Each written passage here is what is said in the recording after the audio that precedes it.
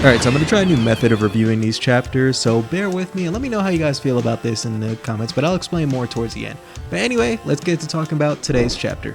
So if you remember from last chapter, Himawari had finally awakened the Nine-Tailed Fox, and apparently she was supposed to be a better vessel than Naruto, and we're going to get a look at that throughout this chapter.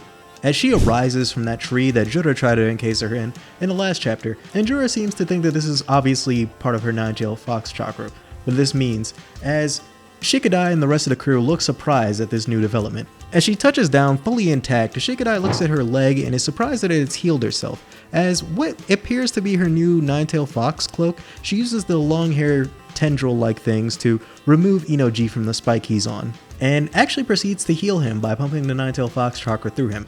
Now, we've seen Naruto do this in the past, and I guess that Himawari is capable of doing the same thing. I didn't really realize that was one of Naruto's abilities, but through various videos I've kind of learned that that was a thing, but anyway.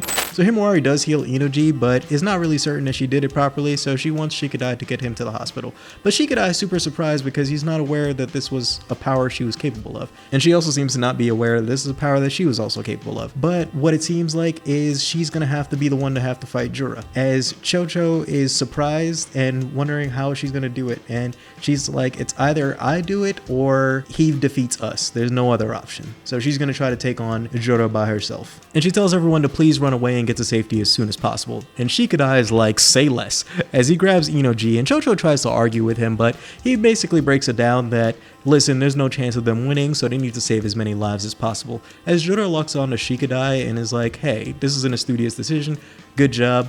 But he says, I've committed your name to memory, so see you soon. As Shikadai just grabs Inoji and starts to peel out of there, as Chocho's like, I'm not leaving you behind. But Himawari's not trying to hear that because she realizes that she has an important power and an important responsibility, so she has to do what needs to be done, just like her father would and just like her brother would. As Chocho respects her decision, but tells her that don't forget their promise to have pancakes, as she begins to run away with Inoji and Shikadai. As now it leaves Himawari and Jura, and they're just face to face, and Jura wonders why these guys keep making these dumb decisions to continue to fight him when all he needs is just to absorb her, but he was just born yesterday, so he's not really certain about human emotions just yet. But Jura tries to go on while saying that Inoji was foolish and neglected several warnings. His rationales, what chipped away at his reckless behaviors, resulted in his own destruction. As Himawari is not trying to hear that, as she hits him with the JoJo walk down. As Jura tries to continue saying, it is entirely incomprehensible to me. Conversely, something inside of you has seemed to have ignited. Was it just a coincidence, or is it some sort of correlation? As Himawari is done with the talking and is just ready for the action, she punches Jura right in the stomach. And it hits him so hard that he does that little anime rock skip. But weirdly enough, it's not enough to stop him as he comes charging right back at her. As she forms all her hair together and starts to load something up. And it is a tail beast bomb. As Jura notices this, and he stops right in his tracks and proceeds to load up his own beast bomb. And Himawari's putting so much force into it that it straight up indents her into the floor. And it's kind of reminiscent of Naruto when he was fighting Orochimaru way back in the Shippuden days with the four-tail form. As both of them send their beast bombs hurling right at each other, and it collides to create this massive explosion. As Shikadai and his crew are still running as they see the collision, but because of both of their beast bombs canceling out, they are now just staring each other down. And Jura begins to land back to the ground, being truly impressed at her capabilities and managing to do so much with just the prerequisite powers of the Nine Tails. But it's nonetheless not gonna be enough for him, as he headbutts her so hard it sends her flying across the map as well. And just before she can stop moving, just like some Dragon Ball Z shit, he teleports right behind her, which I don't think this is actually teleportation. I think he just moved that fast and proceeds to give her a mean kick, hurling her right into the floor. As he says, this is a first for me, that she's allowed him some freedom to finally stop holding back and start fighting seriously, as things are not looking good for her. But we cut back to Sarada and Konohamru as their fight with Hidari continues. Now, Hidari is still injured from being hit by Sarada Shidori in the last chapter, as Sarada realizes that this is a fatal wound and she's gonna leave him where he is as long as he answers those questions.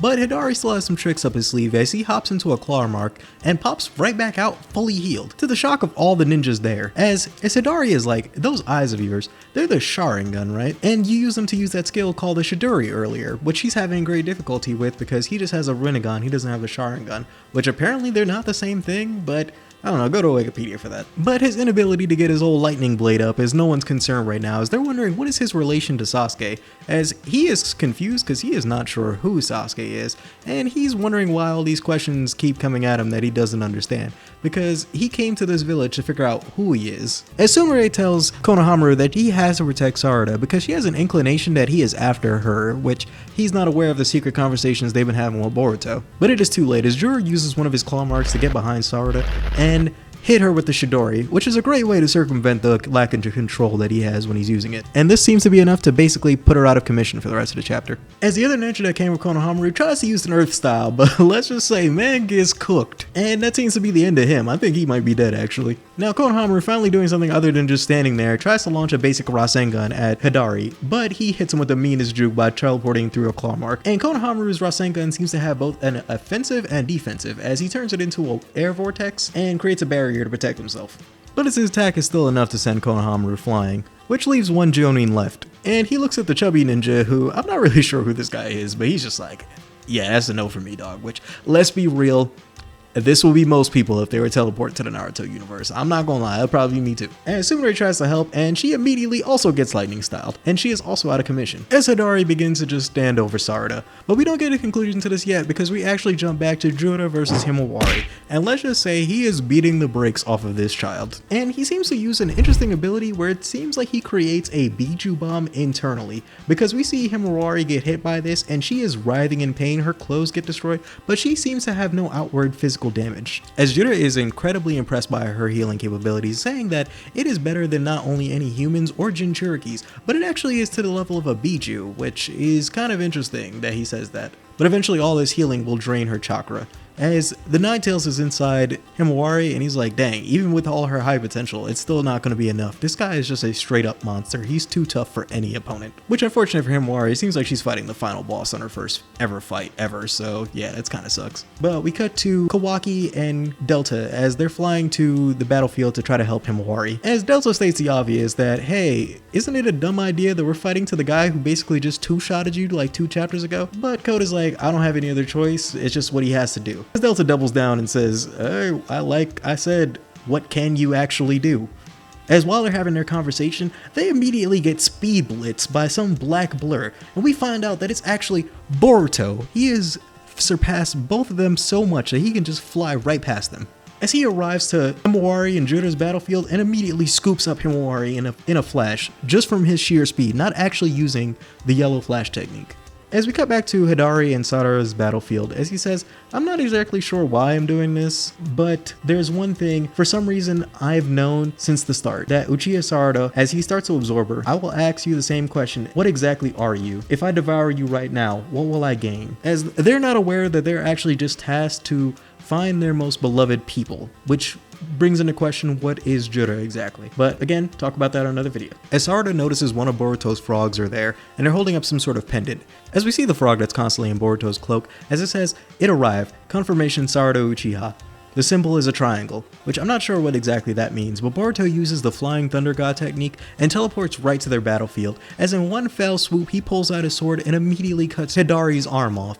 And then they stare each other down as Hidari looks at him, and then we get this 3-panel spread of Jura, Hidari, and Boruto, as Jura says, how pretentious, and Hidari says, Otosuki, Boruto, as the chapter comes to an end. And this is usually where I would give my review and overall thoughts on the chapter, but I've noticed that most people actually don't watch this long, so what I'm going to try doing going forward is I'm actually going to make that its own separate video where I just highlight all the important things that happen in there and all my thoughts on various things in the chapter. Because yeah, when I do individual chapter reviews, I could get my thoughts on the overall chapter, but it doesn't really encapsulate how I feel about the story as a whole. And I think that I could just go into more detail on various things and various aspects of the chapter that I can't really touch on too much in the video, because if I do, then it messes up stuff with the algorithm and it affects watch time and a whole bunch of YouTube algorithm stuff. So trying this out, and hopefully it works out. If you guys don't like it, let me know. I could go back to the old format. But if you guys like it so far and you guys want to see some more, just stick tuned. But anyway, be sure to like and subscribe, because you know I'm out here trying. I'm putting this at the end just in case for all the people who made it this far to actually subscribe, because you probably would like more of my content. And be sure to check out my last chapter review because YouTube suppressed it for some reason. But anyway, that's all I have to say. So stay safe, my ninjas, and I'll see you in the next one, which hopefully should be this week. Peace.